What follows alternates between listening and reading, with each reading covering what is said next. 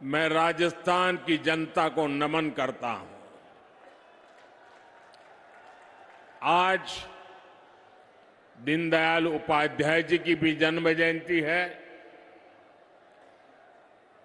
ये हमारे श्रद्धेय भैरों सिंह शेखावत जी का भी शताब्दी वर्ष है। हम आज भी उनकी प्रेरणा से आगे बढ़ रहे हैं। साथियों, राजस्थान के लोगों ने कांग्रेस के कुशासन से मुक्ति पाने का बिगुल फूंक दिया है। पिछले 5 साल जिस तरह की सरकार कांग्रेस ने यहां पर चलाई है, वो 0 नंबर पाने की हकदार है। गहलोत सरकार ने राजस्थान के लोगों के, यहां के युवाओं के 5 महत्वपूर्ण वर्ष बर्बाद कर दिए और इसलिए राजस्थान के लोगों ने ठान लिया है, गहलोत सरकार को हटाएंगे, बीजेपी को वापस लाएंगे।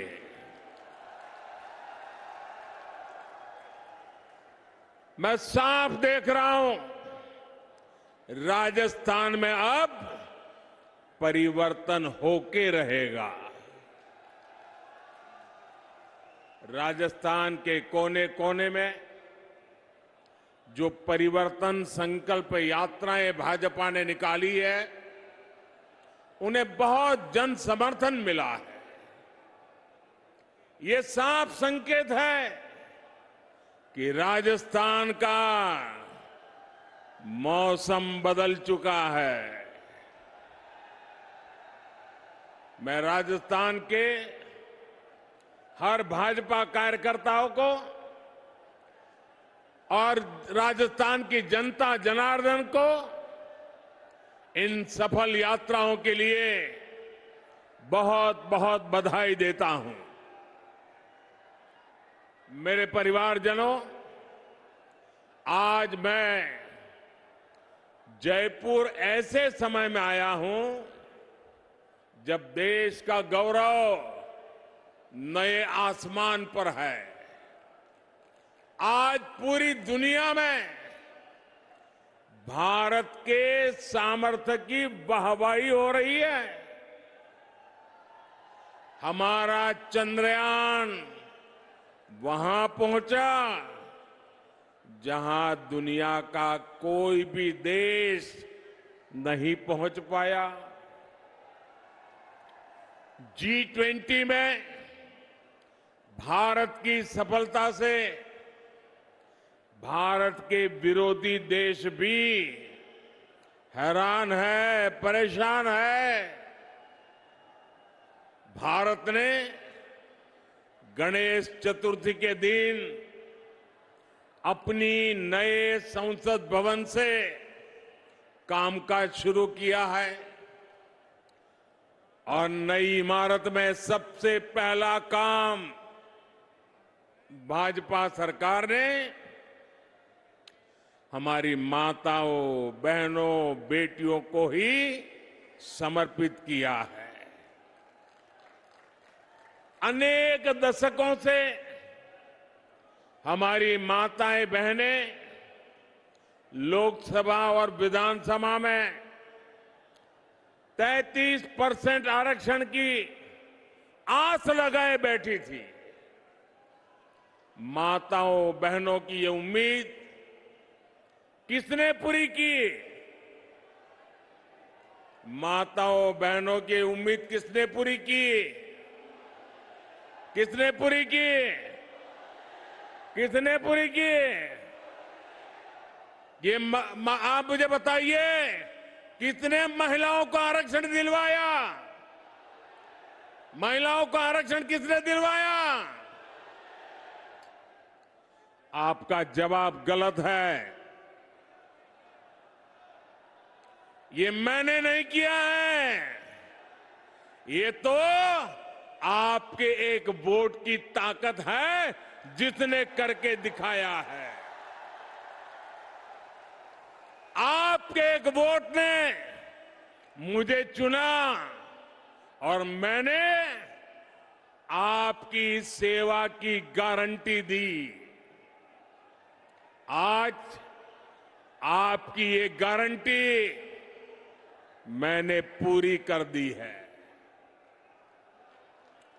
मैं राजस्थान अनेकों बार आया हूं, मैं कह सकता हूं अनगिनत बार आया हूं, लेकिन इतनी बड़ी तादाद में माताएं बहनें आकर के आशीर्वाद दे, ये अपने आप में मैं आप सब माताओं का इतने आशीर्वाद देने के लिए आने के लिए हृदय से बहुत बहुत आभार व्यक्त करता हूं।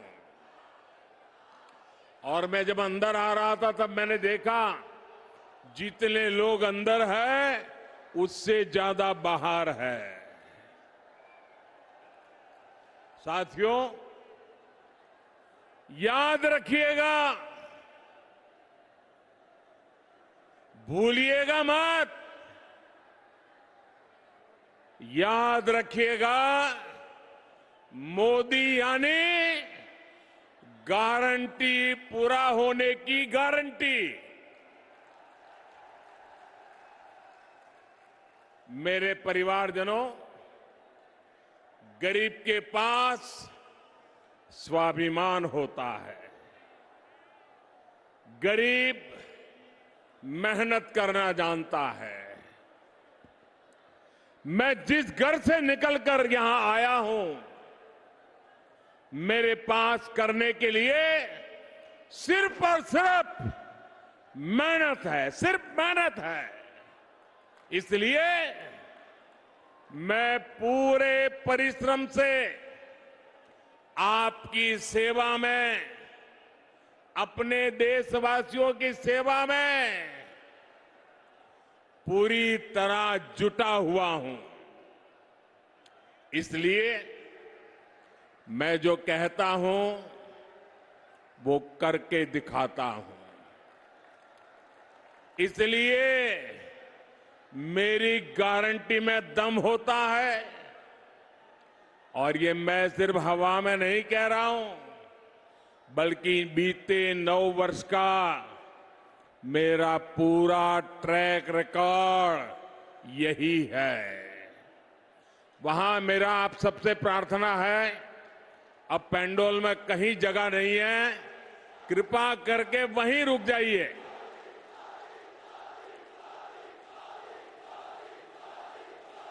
आप जहां हैं वहीं रुकिए। मैं आपके प्यार के लिए आपका बहुत बहुत आभारी हूं।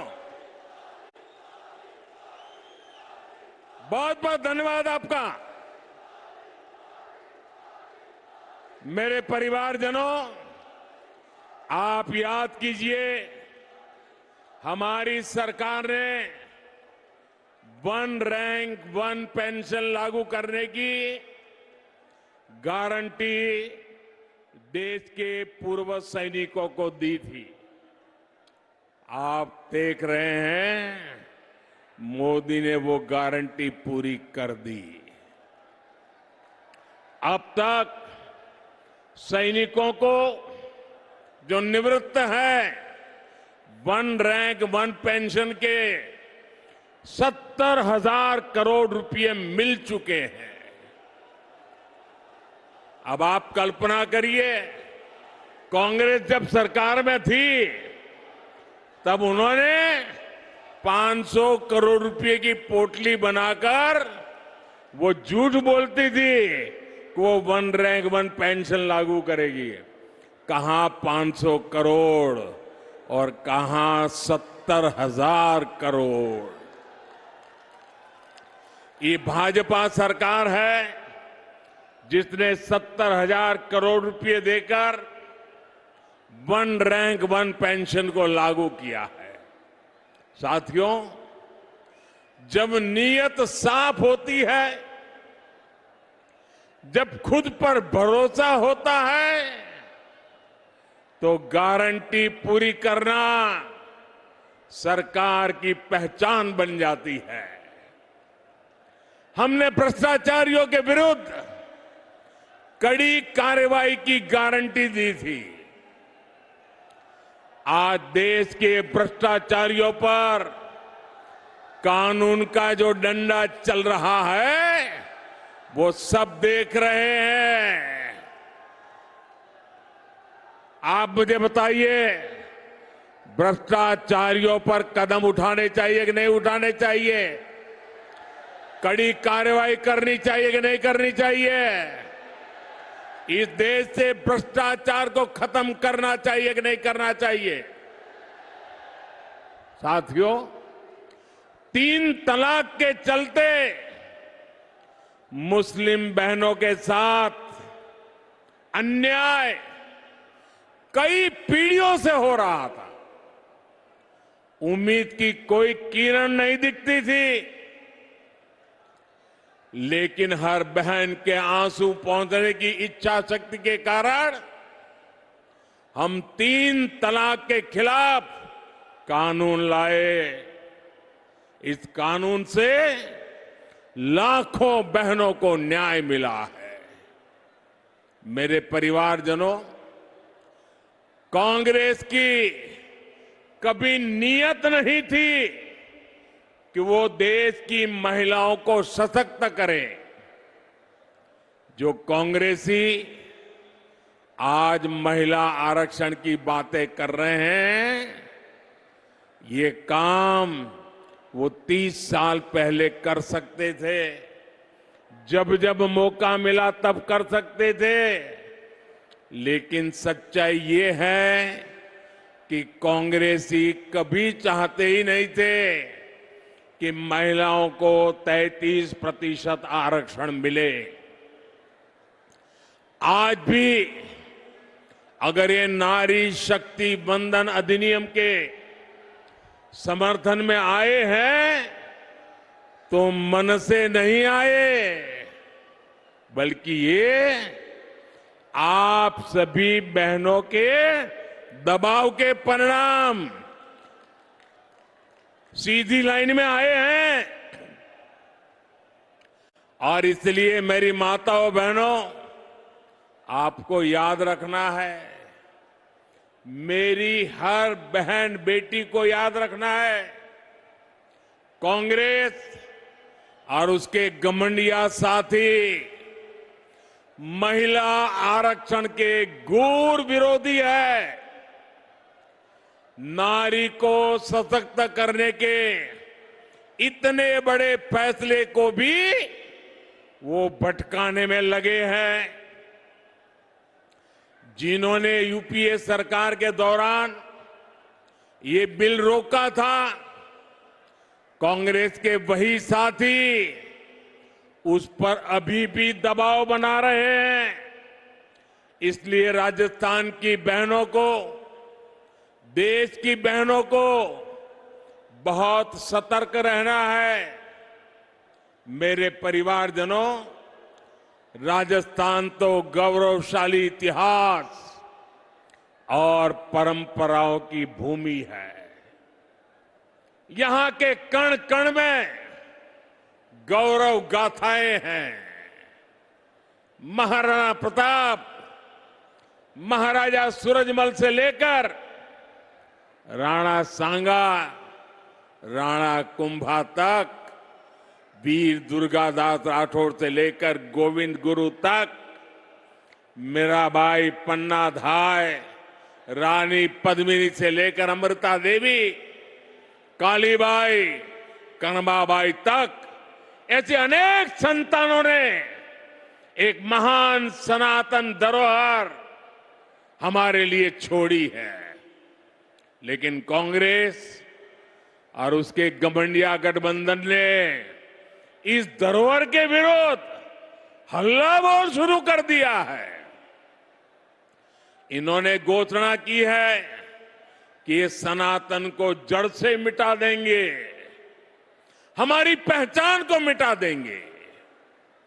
कुछ वोटों के लिए तुष्टीकरण की पराकाष्ठा को राजस्थान का समाज अच्छे से समझ रहा है और मैं जानता हूं राजस्थान चुनाव में ही नहीं बल्कि आने वाले हर चुनाव में गठबंधन गठबंधन को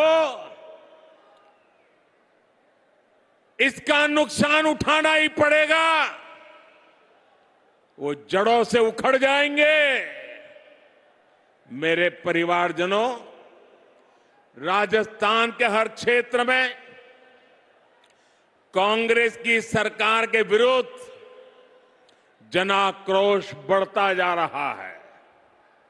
यहां की कांग्रेस सरकार युवाओं को अवसर नहीं बल्कि सिर्फ धोखा दे सकती है।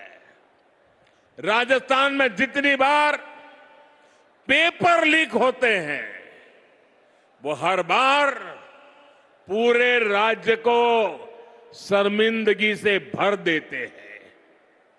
यहां की कांग्रेस सरकार पेपर लीक माफिया को संरक्षण देती है।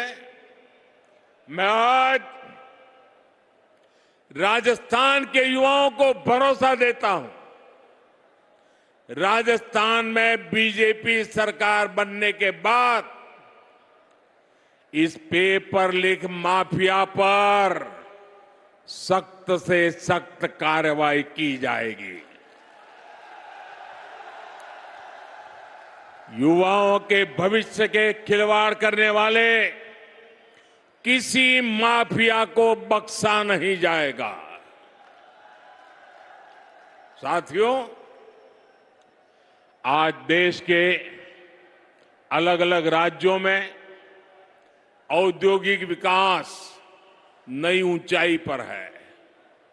राजस्थान में भी निवेश बढ़े, यहां नए कारखाने लगे, नई फैक्ट्रियां लगे, ये बहुत जरूरी है। लेकिन जहां कदम कदम पर करप्शन हो, जहां लाल डायरी में काली करतूतें हो, हर कोई कट और कमीशन में व्यस्त हो, वहां कौन पैसा लगाना चाहेगा, कौन पूंजी निवेश करेगा? जहां सरेआम गला काटने की घटनाएं हो और सरकार मजबूर हो, ऐसे वातावरण में निवेश कैसे हो सकता है? ये साधारण अपराध नहीं है। ये कांग्रेस की वोट बैंक की तुष्टीकरण की नीति का परिणाम है। जब कांग्रेस सरकार आतंकियों पर कार्रवाई के बजाय उन पर मेहरबान हो, जब कांग्रेस सरकार अपराधियों को खुली छूट दे रही हो, तो फिर कानून का खौफ कैसे रहेगा, किसमें होगा? इसलिए आज राजस्थान की पस्त कानून व्यवस्था की बहुत बड़ी भुक्तभोगी हमारी माताएं, बहनें, बेटियां हैं। जो सरकार बहनों बेटियों को सुरक्षा और सम्मान का जीवन तक नहीं दे सकती, उस सरकार का जाना तय है। मेरे परिवारजनों, राजस्थान की ये भूमि वचन की मर्यादा रखने वाली भूमि है, लेकिन कांग्रेस की आदत झूठ बोलकर भूल जाने की है। राजस्थान के किसानों को तो अच्छे से याद है कांग्रेस ने 5 साल पहले जो वचन दिया था वो कभी पूरा नहीं किया। कांग्रेस ने किसानों से कई वादे किए थे, उनका क्या हुआ इसका कोई हिसाब नहीं है।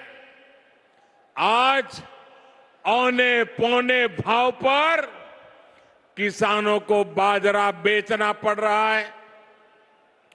किसानों को इस स्थिति में ला दिया है, एकमात्र जिम्मेवार है कांग्रेस और गहलोत सरकार जिम्मेवार है। लेकिन मैं किसान भाइयों बहनों को कहूंगा कि अब चिंता की कोई बात नहीं है। किसानों की चिंता करने वाली भाजपा सरकार जल्द ही आने वाली है। साथियों, भाजपा कदम कदम पर किसानों और पशुपालकों के साथ खड़ी है। पीएम किसान सम्मान निधि से हजारों करोड़ रुपए राजस्थान के किसानों को मिल चुके हैं। आप भी जानते हैं कि दुनिया में खाद की कीमतें बहुत अधिक बढ़ गई है। कई देशों में खाद की बोरी 3,000 रुपये तक मिल रही है, लेकिन भारत में भाजपा सरकार वही खाद की बोरी सिर्फ 300 रुपये से भी कम कीमत में उपलब्ध करा रही है। साथियों, भाजपा सरकार ने अपने कारीगरों, अपने शिल्पकारों, हमारे विश्वकर्मा साथियों के लिए एक बहुत बड़ी योजना शुरू की है। कांग्रेस की सरकारों ने कभी इन साथियों की सुध नहीं ली, लेकिन आज हमारे दर्जी भाई बहन, हमारे बाल काटने वाले भाई बहन, जूता बनाने वाले भाई बहन, हमारे कुम्हार भाई बहन, सुनार भाई बहन, लोहार भाई बहन, सुतार भाई बहन, मालाकार, ऐसे अनेक काम से जुड़े साथियों के लिए